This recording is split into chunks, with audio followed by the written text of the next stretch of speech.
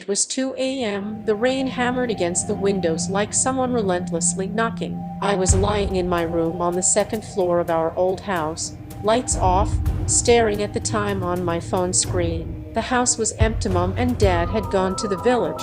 My sister was at a wedding, and I was alone. Solitude feels good until something strange begins. I switched off my phone and closed my eyes. Sleep was just arriving when a sound came from downstairs. Tick, tick, tick, like someone lightly tapping a wooden stick on the floor. I listened carefully. It got lost in the rain. I thought maybe water droplets were falling inside the pipes. Closed my eyes again. Then again. Tick, tick, ticked, louder this time. Closer. I sat up. My heartbeat quickened. The house was old, 70 years old, from my grandfather's time. There were many stories about it. That once a family lived here and vanished one night. But those were childhood tales, scary stories to frighten kids. I turned on the light. The room looked normal: books, desk, wardrobe. I opened the door and looked toward the staircase. It was pitch dark. "Who's there?" I called out. No answer. I thought maybe it was a rat. Went downstairs. Turned on the hall light. Everything normal. Went to the kitchen, drank water. On my way back, near the bottom of the stairs, I saw something. An old wooden box I had never noticed before. Dust covered it, but there were fresh marks like someone had just opened and closed it. I picked it up. Inside were some papers and old photographs. One photo showed a woman smiling, but her eyes were empty, as if someone had carved them out. My fingers trembled. The photo fell, and then the sound returned. Tick, tick, ticked, right behind me this time. I spun around. No one was there. I didn't sleep the rest of the night. In the morning I examined the box again. Among the papers was a faded letter. "If you are reading this, he has already left. Do not close the door.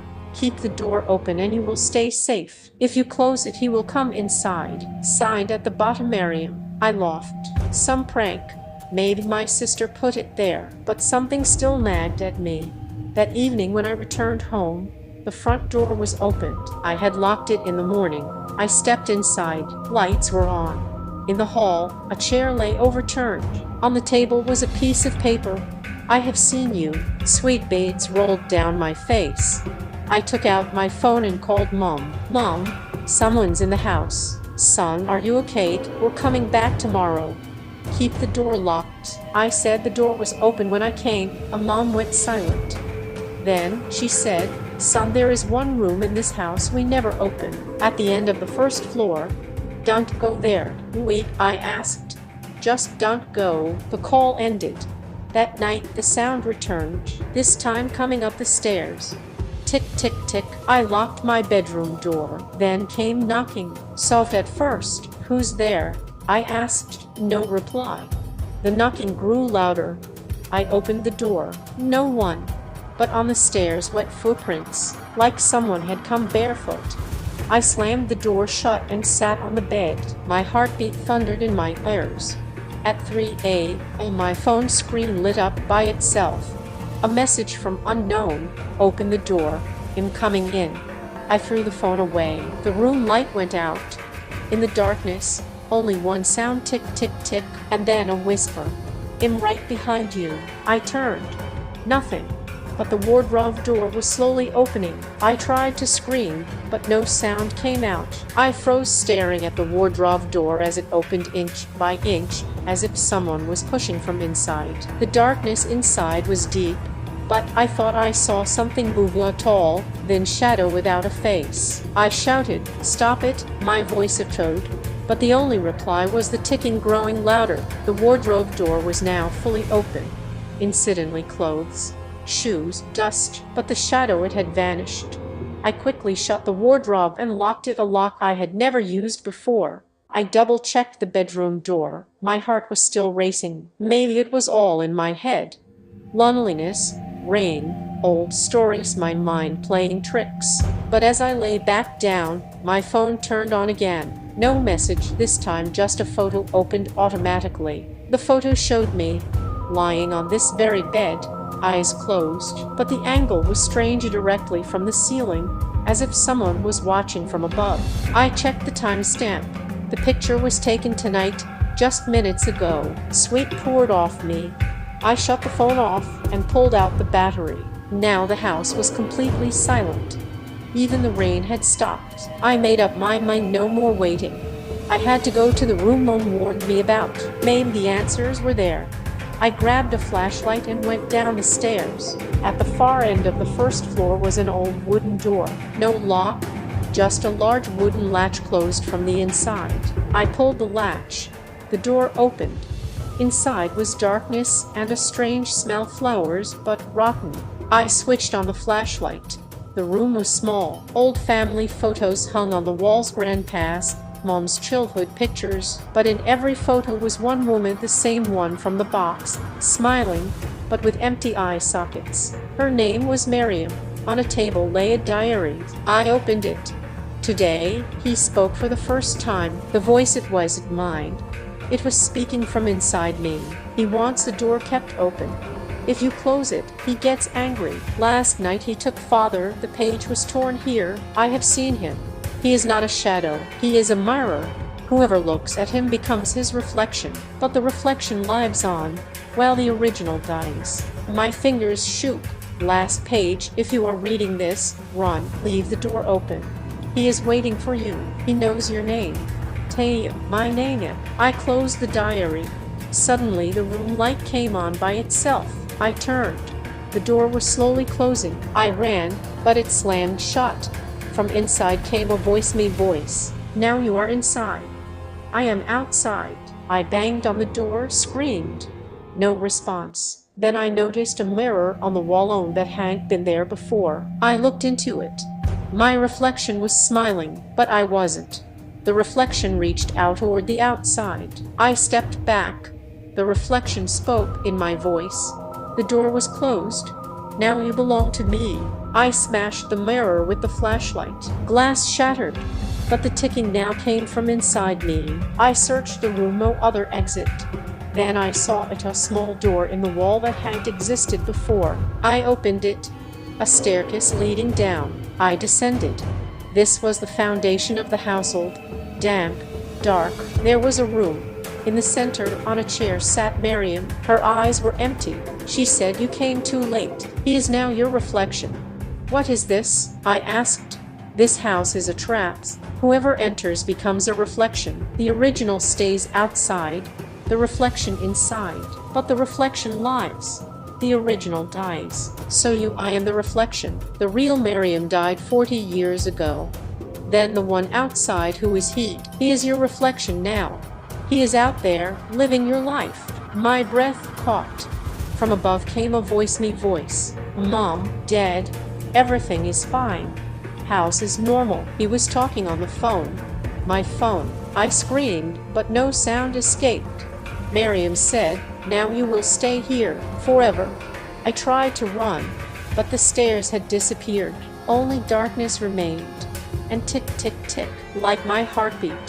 Time lost meaning in the dark. It felt like hours made days, but there was no light, no clock, only the tick, tick, tick now coming from inside my chest, as if my heart beat only when it allowed. Miriam, or whatever she was, still sat on the chair. Her empty eyes watched me, yet felt like they saw nothing. She spoke without moving. "You think this is a dream, but dreams don't hurt.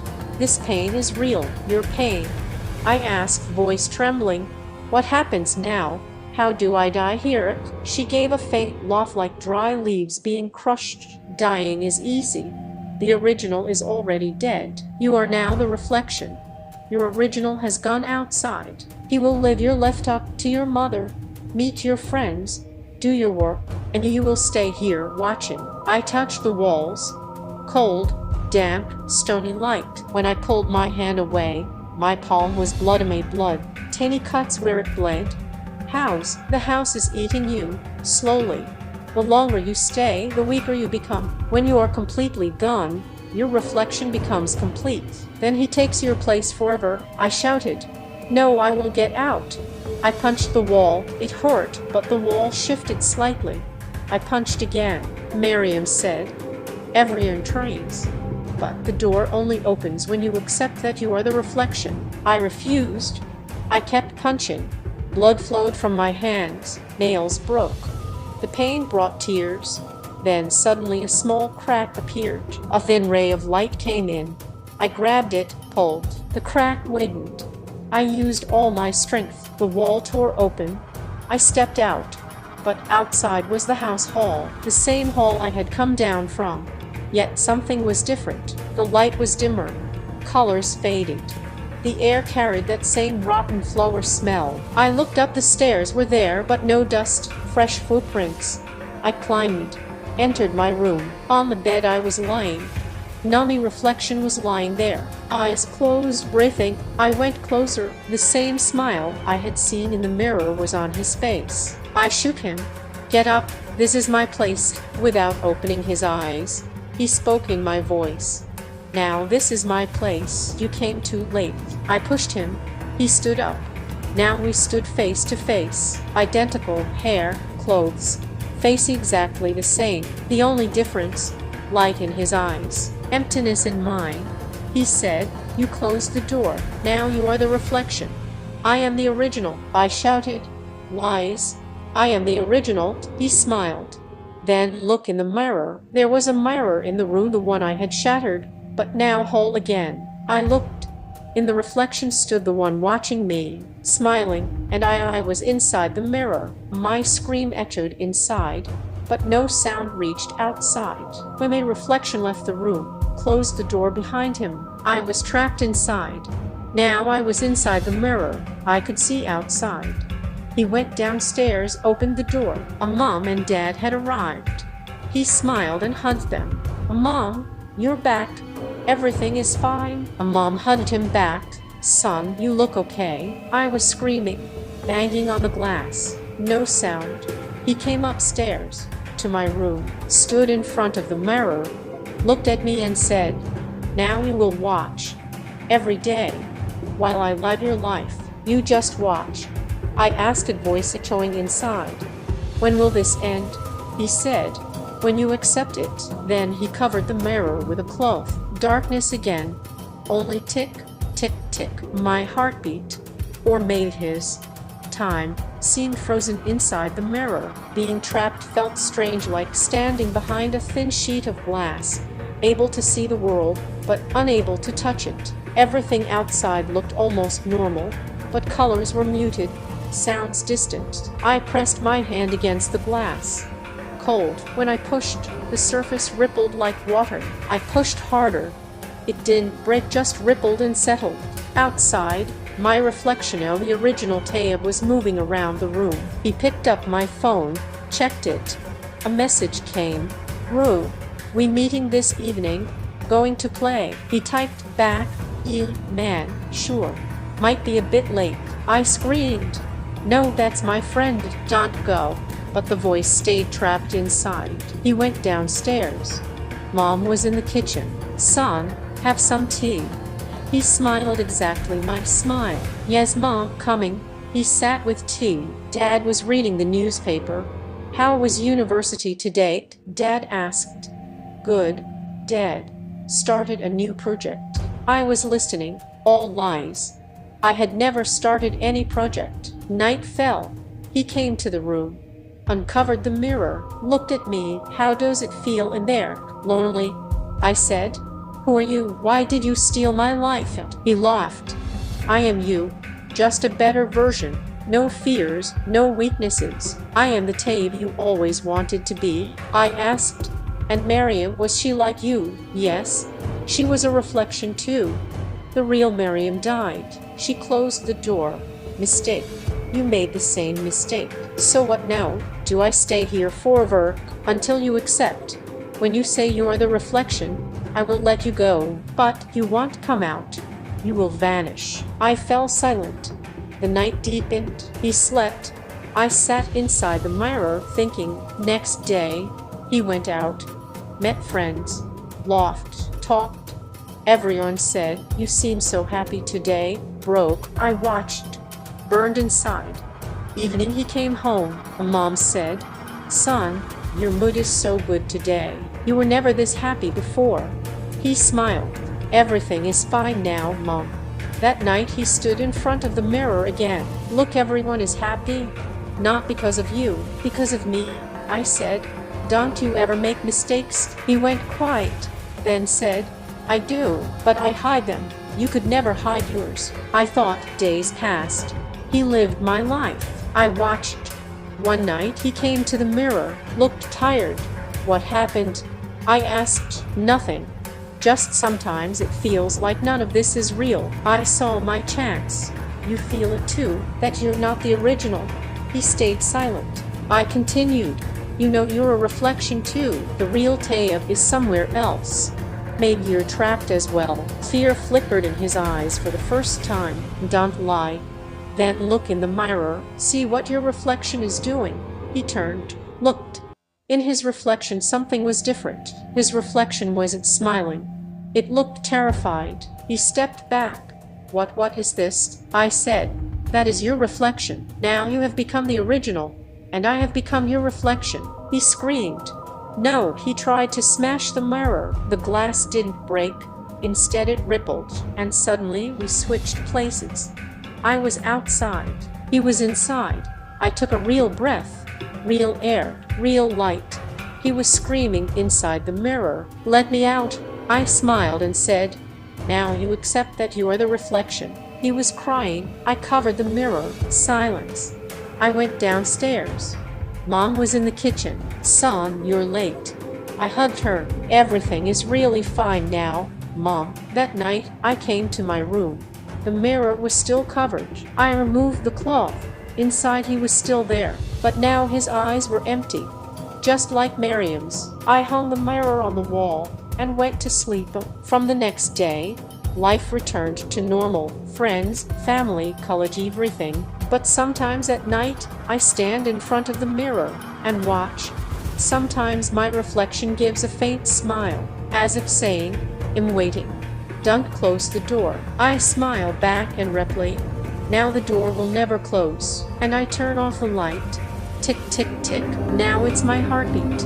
Or maybe his.